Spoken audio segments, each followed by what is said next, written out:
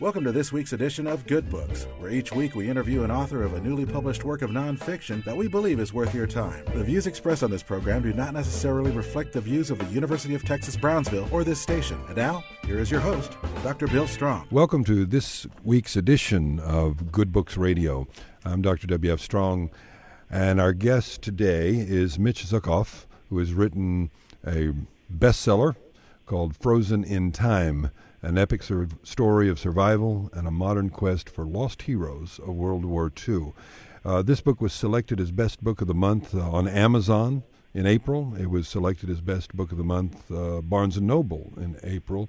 Independent Booksellers Association called it the next pick for April 2013. So like his former book, Lost in Shangri-La, this too is a book garnering a lot of critical acclaim and just good old-fashioned bestseller records for its category. Mitch, thanks for joining us. How are you today? I'm well, Bill. Thanks for having me. I'm delighted to have you. I loved your book. It's a wonderful read. I was up 2 nights till 3 to finish it. Oh, I'm sorry about that. Oh, I love that. That's I think as readers, we all long for that book that can do that. They can, you read it as long as you can, and then you wake up in the morning and it's on your chest. I know that feeling, and I love it. I appreciate you saying that. Well, it's Lost in Shangri-La was a very big hit, and it has some similarities to this book in the sense that it's a World War II story and about people surviving against great odds.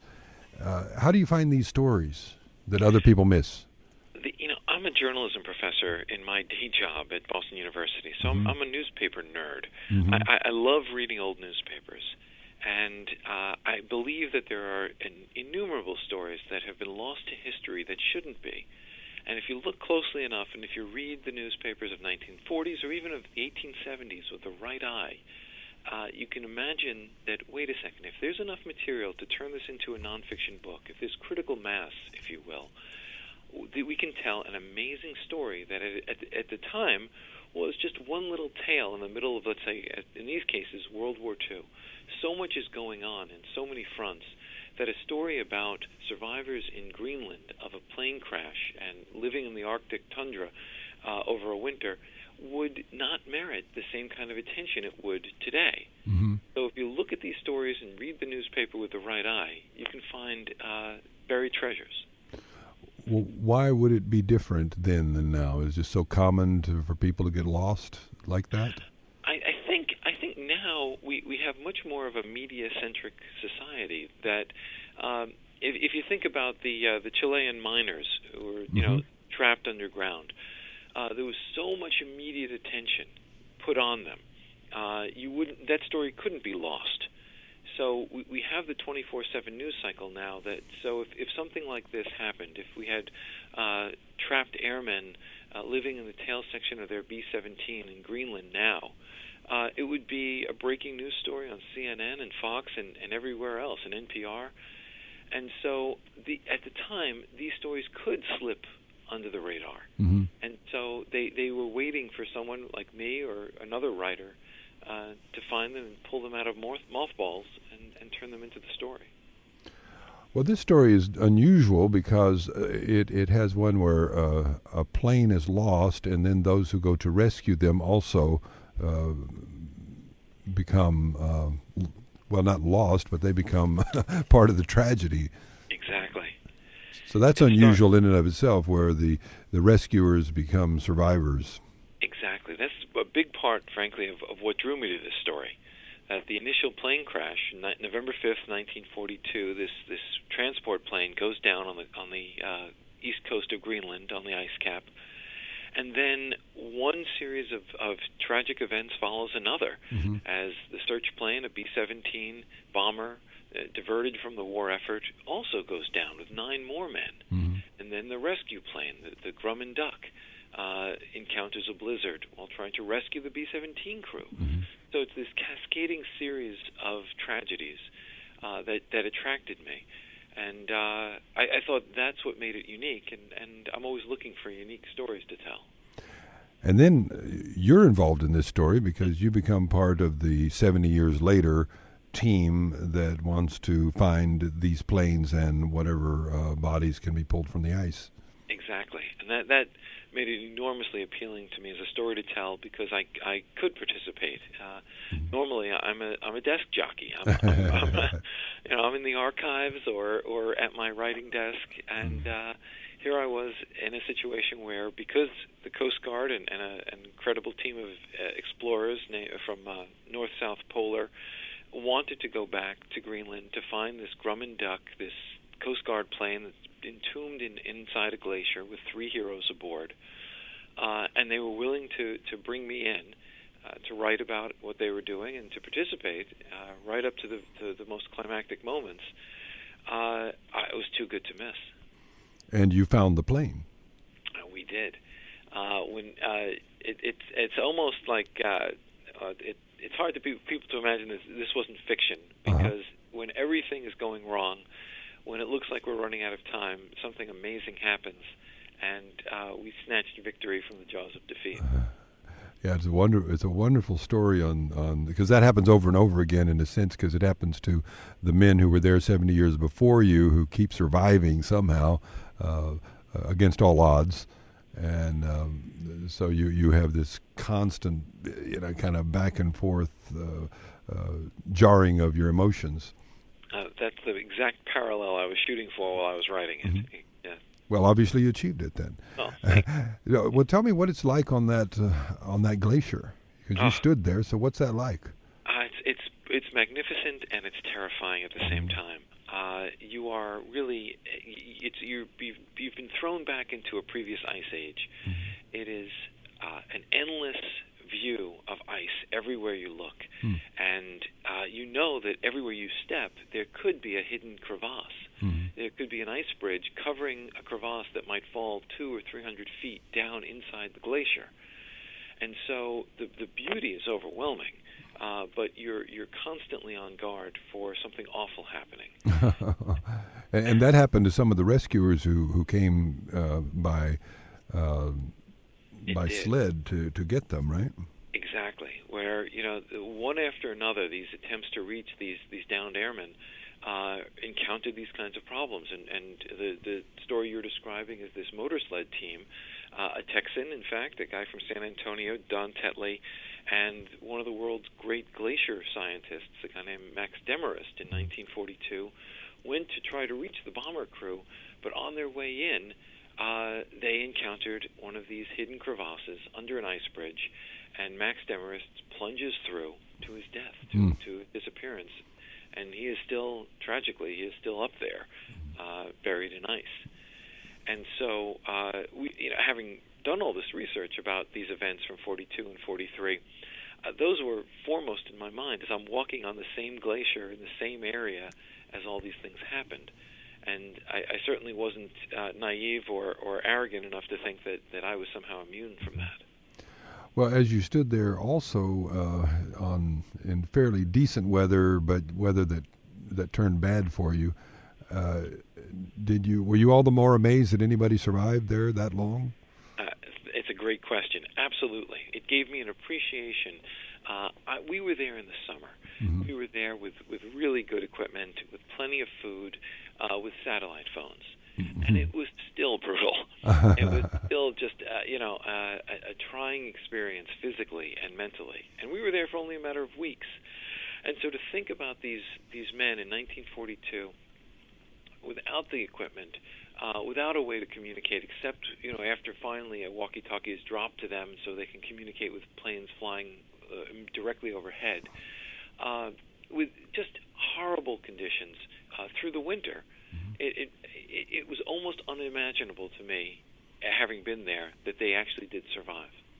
Yeah, it is one of these great survival stories that's reminded me somewhat of The Worst Journey in the World, about Scott's trip to the South Pole. And of course, Scott didn't survive, but some did. And what's his name? Cherry, I think, is the guy who wrote the book that became kind of a #1 bestseller description of that journey and the hardships that they endured. And your guys were like that. They went down in a plane They were bound for England, were they not? Yes, they were. And so they weren't prepared with much food. They didn't have much survival gear. They were expecting to land in England in a matter of hours, right? Exactly. They were. This was a ferry crew. This wasn't even a bomber crew. They were just delivering the plane. They were taxi drivers of the air, and so they had none of the survival gear they needed. They had no extra supplies. They didn't even expect to be over Greenland much, and suddenly they're diverted and turned into this search plane, and then they are down on the ice with, these guys are in leather shoes, not boots, when they're walking around on the ice cap. And tragically, as you know, one of these men suffers terrible frostbite and gangrene in his feet, and all of them suffer from the conditions because they're totally unprepared for this. And how did they survive without the food? Well, for weeks, until they're spotted from the air, they had to share what few rations they had. They're chewing on snow just to hydrate themselves. They're afraid to light a fire because they're inside the tail section of the broken plane, and there was so much fuel that had spilled. They worried that they would send the whole thing up. Yeah. And so they're just chewing on snow. They're passing around crumbs of rations, and then finally, when they are spotted from the air, there are airdrops. There are these pinpoint bombing, if you will, runs of supplies, and that keeps them going. In fact, and I don't want to overlook them either.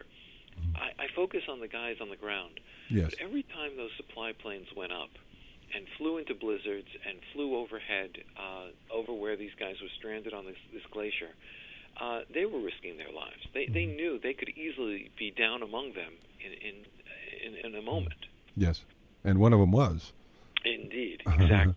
And how far the search plane, the rescue plane that came in to get them, or was trying to aid in their rescue, it crashed how far from them? About 15 miles away. Okay. As the crow flies, and it's such an amazing, that by itself blew my mind, frankly. So you have this Coast Guard plane. It lives on the back of a Coast Guard cutter. It's a little tiny amphibian plane. And the pilot, John Pritchard, announces that he's going to try to do something nobody has ever done. He's going to land on a glacier and then take off again from a glacier, and with rescuing these guys. And he actually does it. He gets two of the B-17 crewmen off, goes back a second time with his radio man, Ben Bottoms, and picks up a third man, Lolly Howarth, the radio man from the B-17, and then, tragically, he too disappears in this blizzard. And the idea of even trying this in these conditions, this is don't try this at home, don't try this in Greenland, don't. But he knew that time was running out for these guys, and if he didn't reach them, what he feared would happen, in fact, did happen. They might have to spend the entire winter on the Arctic ice cap with uncertain prospects. But isn't that the plane you found? Exactly. Yeah. So his duck goes down. Nobody knows exactly where it is. We have a treasure map, we called it, that was sketched in 1943 of a rough outline of where it went down, complete with an X. So we always refer to it as the treasure map.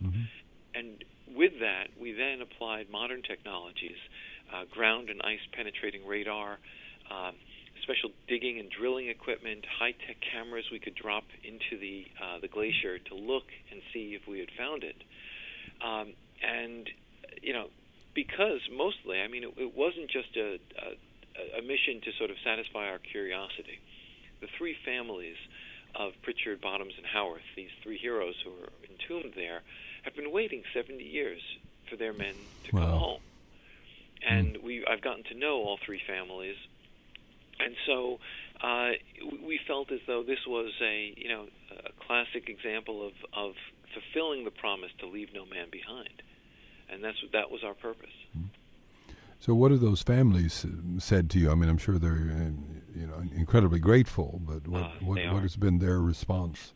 The one I'll cite first and most is Nancy Pritchard, she was the younger sister of the pilot, John Pritchard. And Nancy has been kind of our spiritual guide on this entire journey, on this mission. She came to see us off when we left for Greenland last summer, and Nancy's about 90 years old now. Wow. And just sharp as a whip, sharp as a tack, and she was just so grateful to know where her brother is, and to know that we're going back to finish the job and to bring him home. She said at one point to us, my mother couldn't live to see this. Thank you for doing this while I'm still alive. And you come back, and that you're awfully cold when you leave Greenland, but that warms you up pretty quickly. Yeah, I would think so. Yeah, 90 years old. Wow. So she was just little when this happened. She was actually about 19. She was a college student. She got a call from her mother at school saying John is missing, and that's all her mother said. And she hung up the phone, and Nancy tells the story of just going out and crying, walking around the block from her dormitory, just crying in the snow, knowing that her beloved older brother was gone. And that has shaped her life these 70 years since. And so when she started hearing about an effort to go back, she was the first to say, "What can I do? Who can I call to support this? Can I call my congressman?" And she's just, as I say, every member of this expedition team. There were 17 of us out there on the ice. One of our security and safety officers, Nick Bratton, said, the Coast Guard is technically our client, but we're here working for Nancy. Yeah, that's great. Well, speaking of the Coast Guard, now some of these guys got out by hiking to the coast. Indeed. A couple, a few different ways they got out. 3 of them hiked up about 6 miles from to a place where they could be picked up. 3 from a separate flight, 3 Canadians hiked to the coast where John Pritchard, before he went up in the Duck, rescued them from the edge of a glacier. It's one of those places where whatever the rules are, don't leave your plane, or stay, and don't leave yourself out in the open. Your chances seem as good breaking the rules as they do following the rules, because Greenland is such an unforgiving place. It's the word inhuman comes to mind. Well, let's talk about that a minute. It's Sure. interesting how Greenland is really Iceland and Iceland is really Greenland, right? Yeah, exactly. It's the most misnamed place on the planet. There's nothing green in Greenland. It's 1,600 miles long, about 700 or 800 miles wide at its widest point, 5 times the size of California, and yet this giant bowl of ice, in some places in the middle of the ice cap, 2 miles thick. And 58,000 people living in all of this giant island, the largest island in the world. It's a place where Pitarax storms, they're called, will race across the glaciers, across the ice cap, 100-plus miles an hour, whipping up glacial dust that can scour glass or blind your eyes. This is a place where, it's not even a test. It's an impossible to pass test because people just don't belong there. And this, what cities are? I guess they're down in the southern portion. Towns or cities. Exactly. There are very few communities. They're scattered around little fishing villages. The capital is a place called Nuuk. And Nuuk is on the west coast, and these things are happening actually on the east coast. So the east coast, everything's relative, but the east coast is even more desolate than the west coast of Greenland, which is the most empty place on Earth. Wow. So I think Nuuk has about 20 or 30,000 people in it, and that's the big city of Greenland. Well, is it? I once heard long ago that Greenland was named Greenland to keep people from going to Iceland. They wanted settlers to skip Iceland, where it was more attractive, and go to Greenland, where they would get discouraged. Exactly. Eric the Red, who also had a colorful name, was this Icelandic leader who was actually exiled from Iceland, goes to Greenland, gets sent to Greenland, and he really becomes the first real estate shill.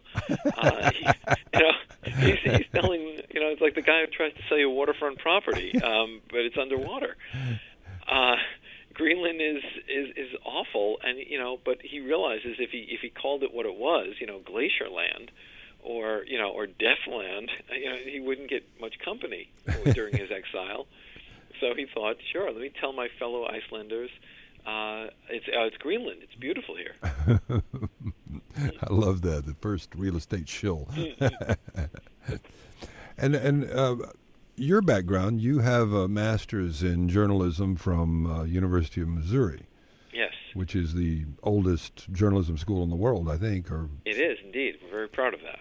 So it just goes to show that college can teach you something worth having. I believe it. Well, I better believe it. As a college professor now, hopefully I believe in my product. Yeah, and you come from Twain country, and he was a big traveler and adventurer like you, so you come from a great tradition there geographically. Bill, this is the first and last time anyone will use my name and Twain in the same sentence. Let's be really clear about that. Well, I mean, but I see at least some similarity because, one of his first great works was about Hawaii, where he went traveling and covered a tragedy there that happened off the Hawaiian Islands. He just happened to be right place, right time, so to speak, or right place, wrong time. But he was a guy who was absolutely into adventure, at least early in his career. So. And I mean, I don't know what his connection to University of Missouri is in particular. I know there's a dorm there called the Mark Twain, dorm. Yeah. But in any case, I thought of you when I saw the University of Missouri is, it's the oldest journalism school and has that connection to Twain anyway. So you had to underwrite part of this yourself. Yeah. Thanks for reminding me, Bill. As the planning was going on, the guy who's the lead expedition planner, a wonderful dreamer, really, named Lou Sapienza of North-South Polar, ran out of money. The Coast Guard had not come through yet, which it ultimately did help in a huge way. But Lou puts dreams ahead of practicalities at times. And I became so committed to this that I knew my publisher had given me an advance, and so I dedicated the advance to funding the mission. And when that ran out, I dedicated my American Express card to funding the mission. You'll appreciate this. I was getting calls from American Express because Lou had my number, and he's buying night vision goggles, meals ready to eat, shotgun, rifle. All these things. American Express was sure that somebody was committing fraud who was a survivalist, an apocalyptic survivalist. I had to tell them, no, those are apparently my charges. They're legit. Did you get your money back?